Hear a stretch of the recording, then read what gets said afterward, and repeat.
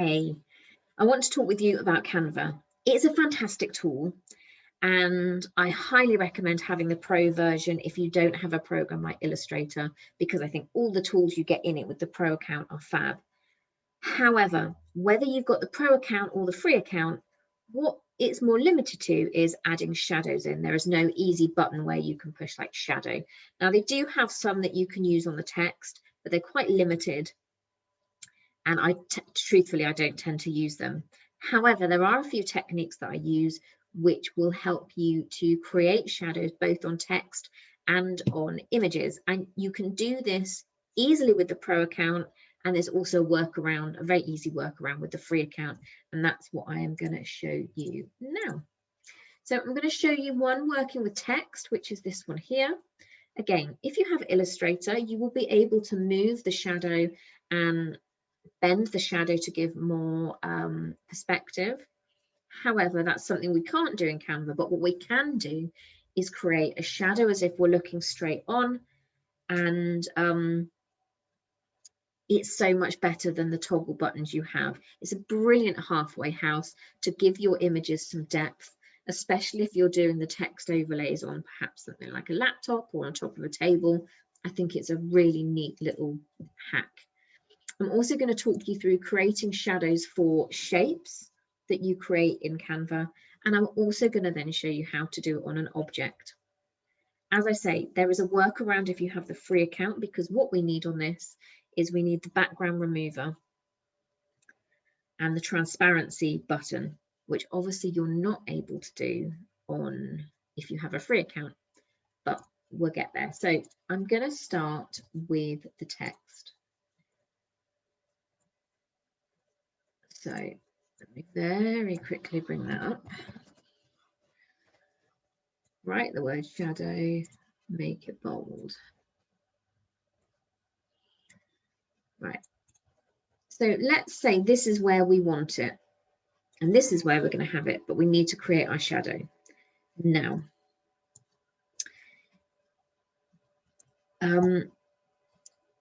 we can't edit this text.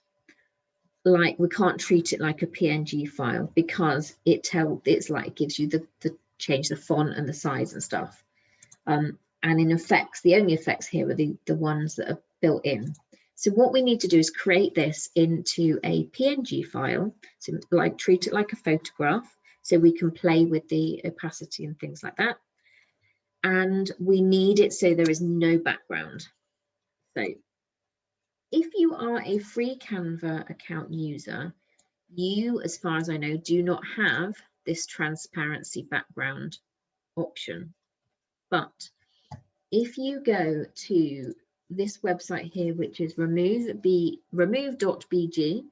remove background, it's the most reliable one I found. There's a free one to use. What you would do, simply download this here, and you need to remember to make this smaller, and I'll tell you why in a moment, but make it smaller in the middle like this. So download this as a PNG, upload the image into here, and then remove the background. And then you can save that as your file, and that's the one you're going to need if you have a free account. So I will show you that now, just so you can see it in action. We want to download page 2 like this. Go to removebackground.com and upload our image. And as you can see, because it's very easy text, black on white, we don't need to do any more editing. We can just simply download that, and now we have it. If you're doing it within Canva itself, you go to download, hit your transparent button, and then you would download page 2, because that's the one I'm working on. And that is exactly the same. So you're going to have both of them will come out looking exactly the same. It just depends whether you've got the free or the paid. So now we have that. We are going to drag one of these up into our toolbox. And as you can see, it's putting it there. And because it's got a transparent background, if I change the background color, you'll see what I mean. There is now no white on there. That's all that means. But As you notice now, it's now a PNG file, which means we can edit it. So I'm going to move our original text out the way a minute, just so we can work on it. Now, the reason that you've got all this border is when you start to blur the edges, the blurring expands. And if it's too close to your text or your object, you get lines round the edge of the shadow, and we don't want that. I've done it black, so the only thing I'm going to need to do is go to my adjust button and use my blur button. That's all I'm going to need to do on this. If it's an object, there's slightly more things we need to do, or if your text is a different color, you might decide to take the saturation completely out of it. But for this, we only need the blur. So I'm going to take it up. I want it to still be slightly readable. And then once you've blurred it to a point where you think that's okay, go up to your transparency button and take that down. So opacity, we want it to be more and more opaque. So now we can still read it, but it's blurred. So I'm happy with that. So we can do that. Now, at the moment, it's the same, isn't it? And we can't have that because it needs to be a reflection. So all we go is to our flippy flip button and vertically flip it. And that's the shadow done. The only thing left to do now is line up the actual word over the top. Like that. And then you can get them both together. And then as long as you haven't gone to the edges like me, you can move them around together. And that's how you've done it. And then if you're not sure, just send, if it's an image, you can send it to the back. Obviously you can't with text, but we should be able to clip. We can move that around. We may not be able to adjust it. Oh yeah, we can. So it's highlighted. We can go back into the adjust. Now we've got them together, and we could say, well, we'll try blurring more. We'll take the blurring out.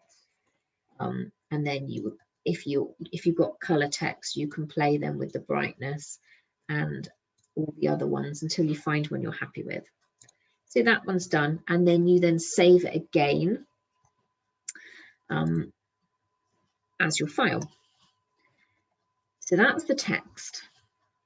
Next one we're going to do is an object. So let's do this one. If you want to use a phone like this, if you go to this website here, mockuphone.com, I always call it mock-up phone, but it's not, mockuphone.com. You can really simply choose the phone you've got and upload your screenshot, and then it will email you the photograph, and it comes out with the clear background already done. So you don't need to do anything to that. Equally, you can find a photo and remove the background yourself. So let's go to photos, and I've chosen this one. Right. Again, if you're on the free account, you will need to save this as a PNG, upload it into the background remover, do that. If it's an image, quite often you need to use the little tools it gives you to take away and add bits on, and that might take a little bit of time, regardless of which one you're in. It just depends on the image that you're doing. And then you would upload it, so you've got the uploaded file as a PNG with the background already moved. If you're in the paid account, we can do it in Canva itself. So we're going to go to Effects and Background Remover, and we're going to get that to work. Now, on occasion, I've had issues with the background remover, and if that happens, and it still won't do it, I just go into remove.bg.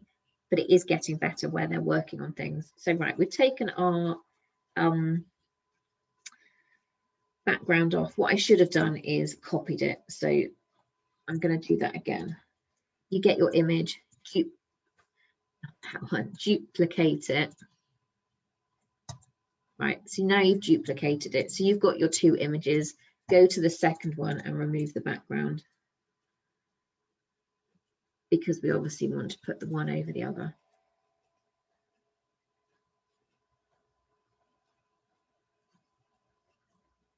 There we go.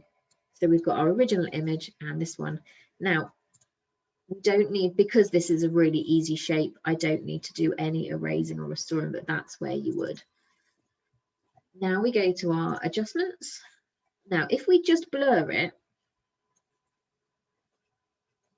it's not going to work because of the color. We might want it to be slightly darker. So I start by blurring it fully and checking the edges. There are no harsh lines, so that's okay.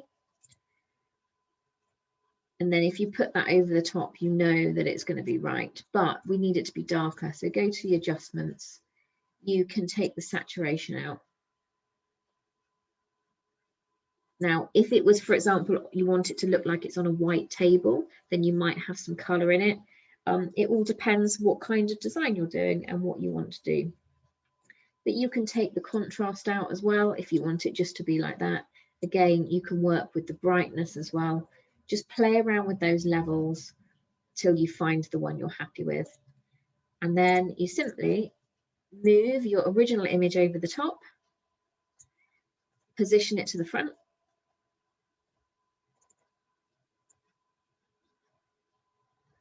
Now, because what I forgot to do, which I was trying to do the first time around and forgot, you need to remove the background on this as well. I knew there was a reason I was doing it. So let's take the background off of this one, and then we can just overlay it on the other one. There we go. So just to reiterate that order, you choose your image, remove the background, and then duplicate it, and then you're left with the two ones with no backgrounds on. You can edit one to be the shadow, and then you can just lay that over the top. So there we go, and then we can piece them together, move them around, make them bigger if we need to, and that's created our shadow underneath. So we've done our words and we've done our image. So the last one to show you is this one here, which is the actual shapes. Now this is really good if you're doing something like website work and you want to give some, make it look a little bit more dynamic, but you don't want to use photographs. So let's find a shape. I'm going to use a square, nice and simple. So I'm going to repeat the process. We need to create this with its border, so our white border, but we need it transparent. If you're on the free account, save this as a PNG and put it through the background remover. But for us, if we're on a paid account, you can just download it with your transparent background. So we do that. Wait for it to do its magic. Okay, now we can move that and up and out our way, and we just upload this one here, which is a simple drag and drop. You have got your upload buttons if you want to do that, but because I get my files along the bottom, I just upload it just by dragging and dropping. Right, here we go. Here it is. So this is now our one with the background removed. So again, now it's a PNG file. We can go in and we can blur the edges. I've left enough space, which is good. And you could either line it up here over the top so you know it's the sort of right shape. So it's the right size, but now we don't want the color. I want this to be completely black. So you just go to the brightness, contrast, saturation, and you just take them out. So take the saturation completely out, up the contrast, and reduce the brightness, and then it gets it sort of a very dark charcoaly grey. So we're going to position that at the back. I'm going to move this one over the top, but then I can work now with the opacity, go to my transparency button and work it however I like. So let's say that I'm happy with that. Again, we drag over the two so we can move them. I'm happy with that. And then if this was on a website, you could either just use that as a button, a clickable button, or you could then add your text on top. And we would then add the text however we wanted it on the top. And this is what I've just done with my website. There we go. When I created my packages, what I did is I made a button. Well, it's not, it looks like a button, but it's not. I made it so that it looks like the leaf of paper is in front. There we go.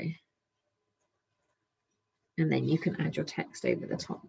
And when this is a really, really good, let me quickly show you if I can find an upload I've already done, when I think it works really, really well.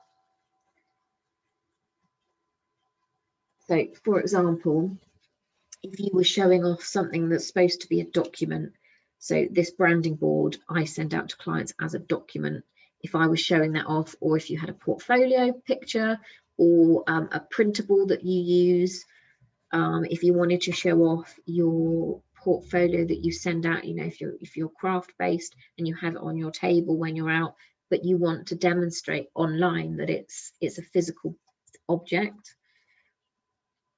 you could get this. Now, because of the white in it, it's unlikely to duplicate. The fuzziness isn't going to work because it's white.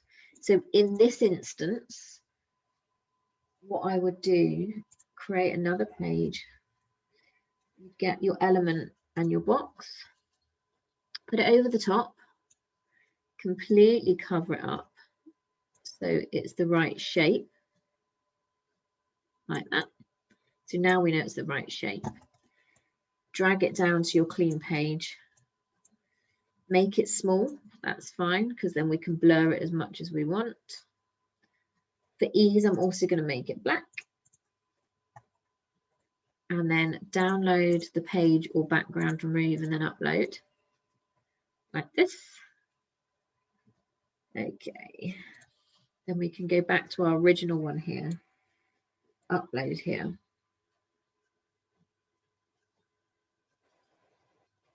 Let's go to the top so you can find it. So it's here. There we go. So we can overlay it so I can get it up to the right size.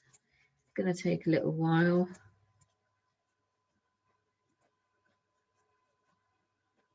There we go.